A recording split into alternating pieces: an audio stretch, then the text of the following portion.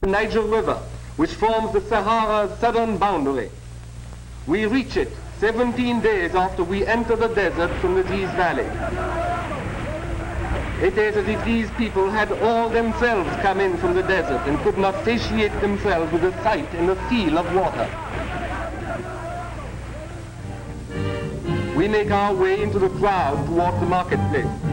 All along the Niger River is a meeting place of the North and the South, a mixture of races, costumes, and tongues. The Negro from the South meets with the Arab of the North, the nomadic Kurs, Shleurs, Tuaregs of the desert. All sorts of wares and objects of odd shapes change hands in these markets.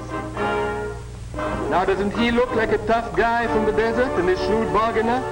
Did you notice the padlock in the lady's nose, placed there perhaps to keep her nose out of other people's business?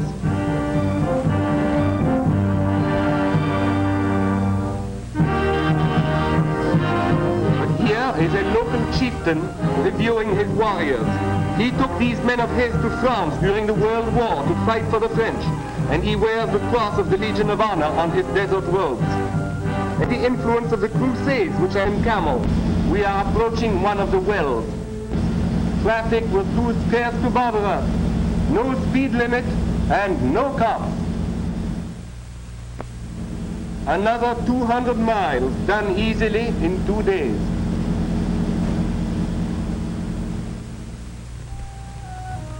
We are now in a Tuareg stronghold, in a Hogger. We are guests at the court of King Amin Ali Anse.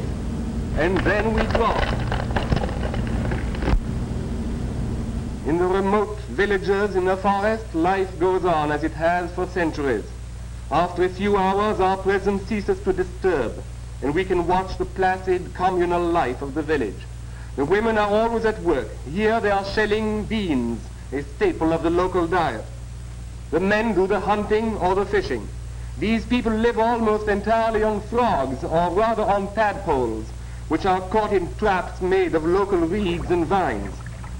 The traps are concealed among the reeds along the edge of the lake, and the unwary tadpoles blunder in. There is little of the excitement of the chase. The fisherman pulls his canoe along and picks up the traps.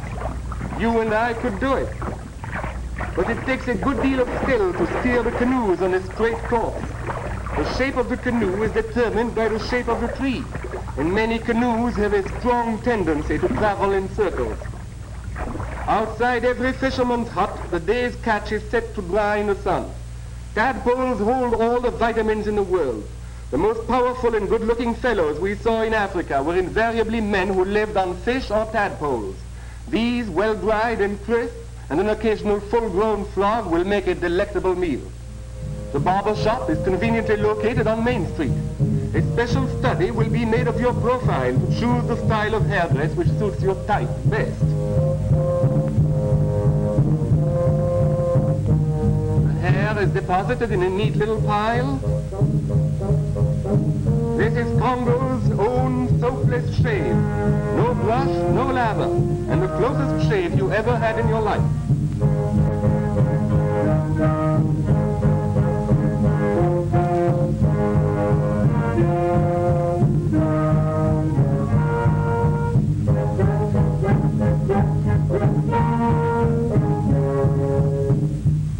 Different styles prevail not only in hairdress, but in the elaborate patterns tattooed by cutting the skin of the face and of the body. Many of these patterns are tribal in character and indicate the tribe and even the village of the owner of the tattooing.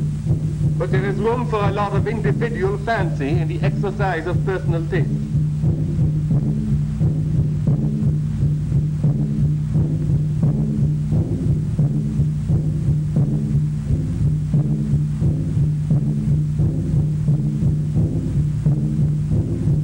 Notice that his teeth have been carefully filed to a point and the two front teeth knocked out.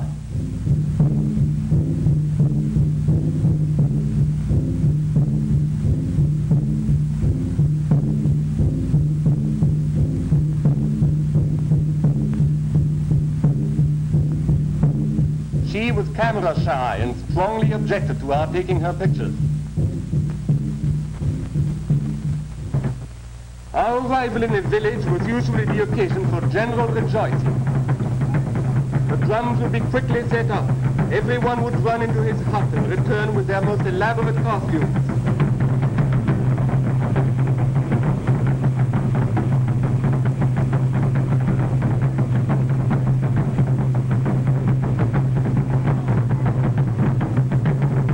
No, these are not lampshades or baskets. They are Negro hats woven from local fiber. The wearer of the masks personify the chimpanzees of the forest, and their grotesque evolutions are supposed to imitate those of the chimpanzees. Note the plate lip, the huge plug inserted in the upper lip.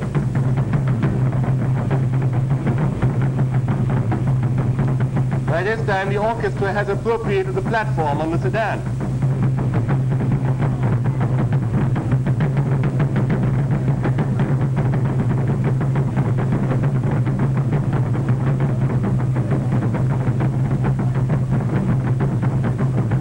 He is an individualist, breaking all tradition with this solo dance on his knees.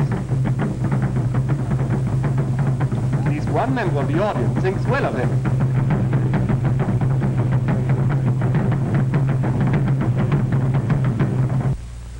After many days in the forest, we are again in open savanna country. We were in the only region in Africa where the African elephant, popularly supposed to be incapable of taming and training, has been domesticated and put to work. It is wonderful to see the huge beasts haul easily enormous lugs cut in the forest which no manpower could move. We were seeing our first sausage trees bearing, alas, not the juicy liverworts which seem to hang in plenty from their branches, but entirely inedible fruit. The landscape was at last typically African. We were now in country where game was plentiful, but it was seldom that we could, unobserved, come close enough to game for photography. This busy warthog, however, apparently had not heard us coming.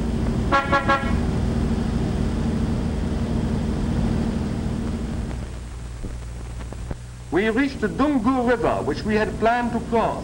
On its far side was utterly uninhabited country, said to be a wild animal paradise. But the river, when we reached it, proved to be impossible to cross. Below us, on the sandbanks on the edge of the river, a veritable herd of hippopotamuses was asleep. The honking of the horn rudely awakened them and sent them rushing in momentary panic to the water. They had obviously been seldom disturbed, but we could not get close to them without some precaution. We succeeded, however, in watching unsuspected their family life. Mother rather anxious about baby. Father enjoying the sleep of the tired businessman. Baby seemed safely in the water, but there might be a strong undertow. Now I could see the reason for the good hippo mother's anxiety. That floating log was a crocodile. He was so well hidden that even the little wading birds around him seemed unaware of his presence. Very slowly he was swimming towards the shore, and we waited for hours for a chance to photograph him on land. But nothing is more cautious or wary than a crocodile, and he was taking his time. At last he was coming ashore.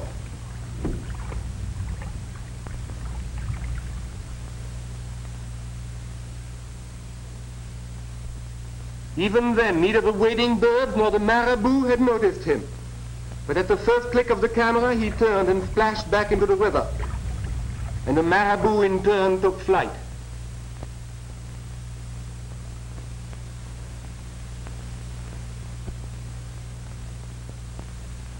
With the sedan, we explored many miles of the river bank.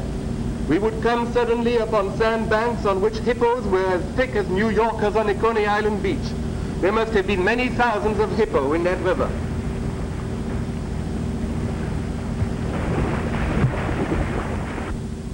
When we came unexpectedly too close to them, it was wonderful to see them all get up, stumble over each other in their hurry to get away to the water.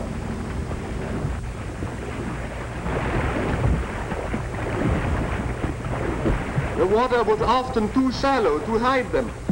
And there they would stand, nervously snorting, yawning, splashing water.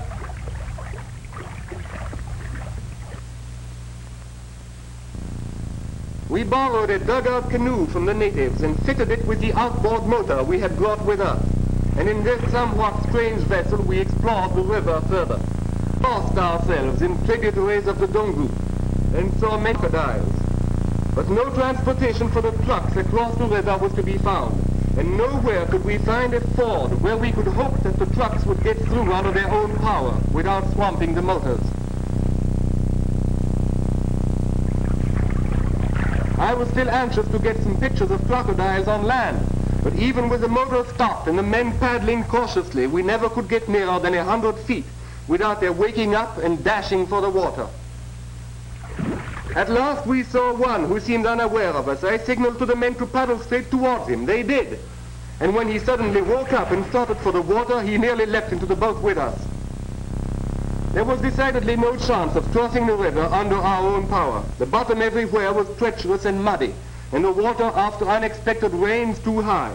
We had sent for the elephants, whom we had seen at work on the edge of the forest. We planned to abandon the sedan temporarily and to use elephants to take the two trucks across the river into the game country.